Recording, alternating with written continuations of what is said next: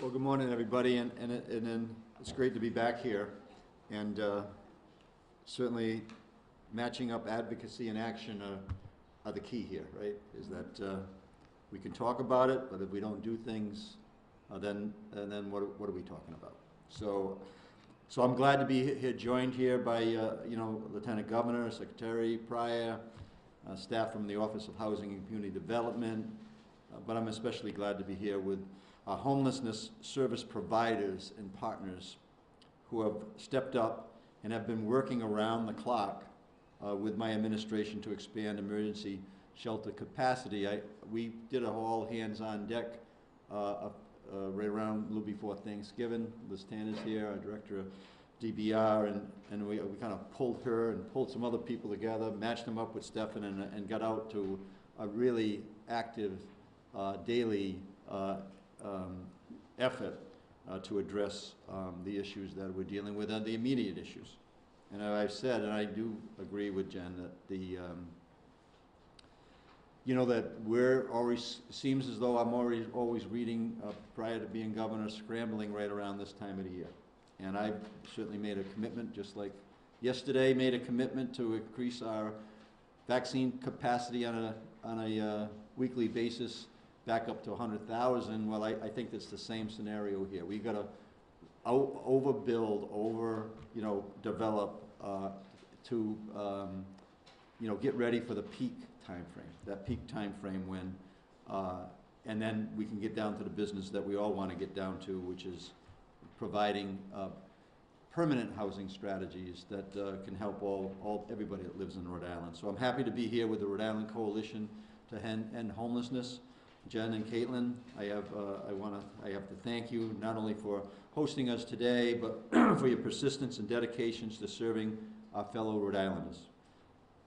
We're here to recognize the efforts of a number of providers and thank them for their coordination and collaboration with my staff, with my administration, to quickly expand winter shelter for years, for years, and thank them for the years of tireless work.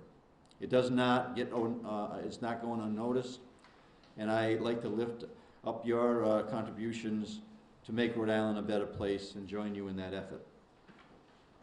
I also want to recognize Neil Steinberg from the Rhode Island Foundation, who has played a role in today's announcements. Whenever we need the foundation to help to get over the finish line, you're there for us, Neil, and yesterday was no exception, talking to you about other short and long-term strategies relative to this issues of housing. So thank you to you and the foundation.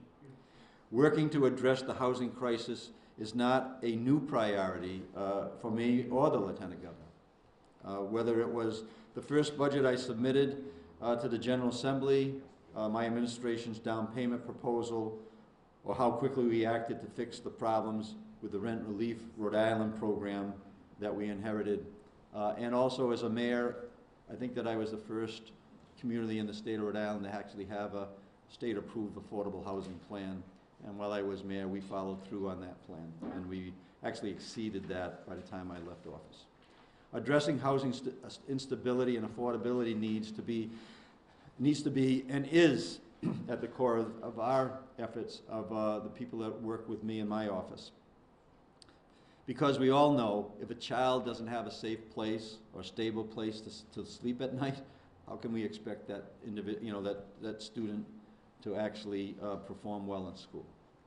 If one of our fellow Rhode Islanders spends their day worried about where they're going to sleep at night, how can we expect them to excel or be employed in a way that is really helping their family and helping our community establish an economy in the state of Rhode Island that can support all families that live in the state of Rhode Island? And how can we expect to increase our population as a state and retain our fair share of talented and skilled college graduates if they can't afford to live here? I think at this moment in time, when we're talking about the staffing issues, as we did yesterday at the hospitals, but it runs from bus drivers, to hospitality, to manufacturing, everywhere in between. Today we're focused on the hospital issues, but housing makes a difference in terms of retaining and making sure we're keeping the very best people living in our state and developing the economy that we all want to have as we want to thrive as families in our communities. But this isn't a problem that will just be solved with a checkbook or a press release. This problem can only be solved by doing the work, and the work is hard. And as I said before, Sabina and I are ready and willing to work with anyone who's willing to do the work. The people here today have been doing the work and continue to do the work, and I thank you for that. In early November, we announced $5 million in funding to our emergency shelter providers to increase the number of beds for this current winter season. I want to thank the Secretary prior, because we didn't really have access to the federal dollars at that point in time, so I asked him to go patchwork as much money as we could put from any direction that we could. That $5 million exists today because of the work that Stefan did and his staff by trying to find areas that we could pull from. So we announced that that funding would cover 275 beds. And at this point, I'm really pleased and happy to say that we are actually tracking a total of 298 beds, more than we had projected. On top of the $5 million investment, my administration has been working with all hands on deck, my office, the Office of Housing and Community Development, Commerce, Department of Health Department, Business Regulations, I've said, and even the National Guard alongside providers and communities to ramp up shelter capacity to serve even more Rhode Islanders. Today's announcement is the definition of a true team effort. When you start talking about engaging a few weeks before Thanksgiving and be here a few weeks before Christmas, that's an incredible amount of work, and it didn't just happen by wishing and hoping and praying. Today I'm pleased to announce the addition of up to 130 emergency shelter beds for Rhode Islanders experiencing homelessness and 20 beds for COVID-positive Rhode Islanders, and I expect to make even more expansion announcements over the coming weeks. Let me share a few more details. Next week, Amos House will open a non-congregate shelter program in Pawtucket at the Memorial Hospital. We anticipate families will be able to move, and starting in next week, and it'll be up to 80 beds. I want to thank everybody involved in that, but in particular Mayor Grebian, who is a champion for this cause, and the City of Pawtucket, Lockwood Development, and Veterans Services USA. I want to thank the Mayor, Lockwood, and Eileen Hayes and her entire team at the Amos House for making this happen in such a short time frame. Open Doors in Providence is committed to expanding their current operations to add 15 beds, which has now up and running as of yesterday. I see Nick Horton here today and from Open Doors, and thank you, Nick. House of Hope will open up 25 hotel beds in East Providence in the next week. I thank you, Laura, and the House of Hope for being here today, and thank you for your work. Your creative problem solving and leadership in this space is a huge asset to the state. Not to mention your willingness to step up and expand hotel bed capacity in East Providence. So thank you for all you've done and continue to do. Community Care Alliance has agreed to add up to 10 hotel vouchers to their existing contract in Woonsocket, starting later this week. So thank you to CCA. In addition to providing emergency shelter beds at various service providers throughout the state, I'm also announcing that starting today, we're opening a quarantine and isolation facility in Providence.